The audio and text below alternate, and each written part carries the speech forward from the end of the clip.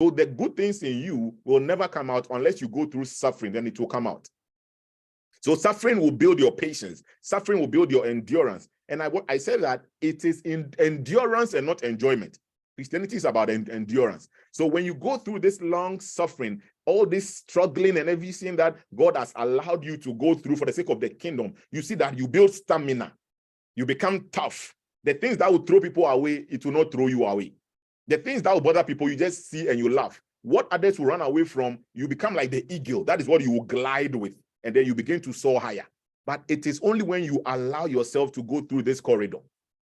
That is what suffering is supposed to be. So one, suffering, God will use it to help you to build godly character, obedience, stamina, perseverance, forbearing, all of those things. And the second one God allows us to be able to do as he subjects us to suffering is that he wants to give the man of God a message that is very unique to his beloved. That is the body of Christ.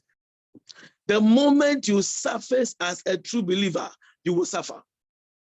Once you surface, once you rear your head that I am, and you dare to be counted as a true believer, get ready. Suffering will come. I know there are different aspects to it, but I want to talk about the suffering of our end time for the believer who have decided to live a godly life. What is persecution? Persecution will come per your execution of your assignment. If you are ready to do the work of God, be ready that you will be persecuted. I want to say this in all humility, people of God. The kind of comfort many believers are experiencing in this perverse, corrupt world, the kind of comfort most of us are experiencing is as a result of the fact that we have conformed to the things of the world. The comfort is just because you have conformed. But if you will dare to live for Jesus, be ready to suffer some persecution. If you would dare to stick your neck out and let the world know where we stand, if we will let the world know our position, we should be ready to embrace a heavy opposition. It will come. It will come. That is where we have gotten to as a body.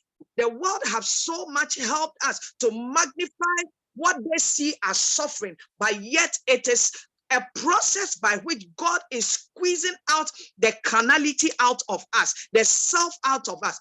Look at the life of Paul. Man of God, I always say, if God had left Paul alone to journey through the call of God, as Peter and Co did, that exuberance in him would have caused him to cause a lot of mess. But God, knowing God being the beginning and the end, knowing the intent and knowing us too much, decided that with Paul, I will use that thing, that suffering, that persecution, just to choke him, that he will have that over-reliance or over expectancy unto me. Paul was continually at the cross. He never shifted from the cross. No matter what, he came to that place that even on the island of Patmos, where they had the shipwreck, Paul came to that place to understand that, hey, I have come too far. This is not going to put me down. This is not going to put me in a state of hopelessness. I am not going to give up on my God, but rather I am going to exhibit the power by which this suffering has squeezed out of me.